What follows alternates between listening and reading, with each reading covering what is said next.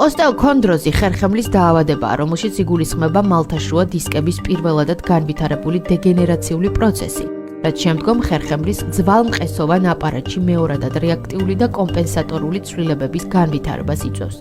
დეგენერაციულ დისტროფიული ცვლილებები ადამიანის ორგანიზმში ახალგაზრდობიდანვე იწყება.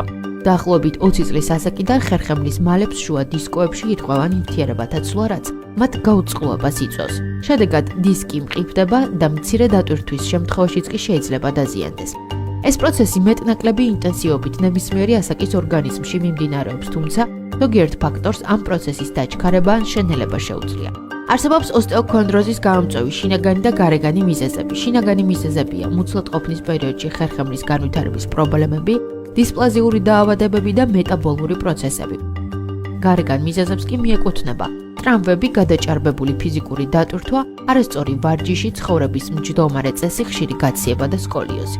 ოსტეოქონდროზის ძირითადი სიმპტომები ტკივილია, რომელიც შეიძლება იყოს როგორც ადგილობრივი, ისე გადაცემითი, გარდა ამისა შეიძლება დაავადების მიმდინარეობისას კიდურების დაბუჟებამ, სისუსტემ და ფუნქციის მოშლა მიჩინოს თავი. მედიკამენტოზური მკურნალობის პარალელურად რეკომენდებულია დამხმარე საშუალებების გამოყენება, როგორიცაა მანუალური თერაპია, სამკურნალო ფიზკულტურა და მასაჟი. ოსტეოქონდროზის მკურნალობა საკმაოდ რთული პროცესია, ამიტომ გაცილებით მნიშვნელოვანია დაავადების პროფილაქტიკა. ოსტეოქონდროზის პროფილაქტიკისთვის მიიღეთ რაც შეიძლება მეტი კალციუმი და მაგნიუმით მდიდარი საკვები. ჩაიტარეთ ზურგისა და მუცლის კუნთების გასამაგრებელი ვარჯიშები. იკვებეთ სწორად და ზომიერად, რათა თავიდან აიცილოთ ჭარბი წონა. ყოველი ზედმეტი კილოგრამი თქვენს ხერხემელს აწვება. მოერიდეთ სიმძიმეების აწევას. თუ მაინც მოგიხდათ, ეცადეთ წონა თანაბრად გადაანაწილოთ ორივე ხელზე. იცურავეთ, ეს რეკომენდებულია როგორც ოსტეოქონდროზის პროფილაქტიკისთვის, ასევე სამკურნალოდ.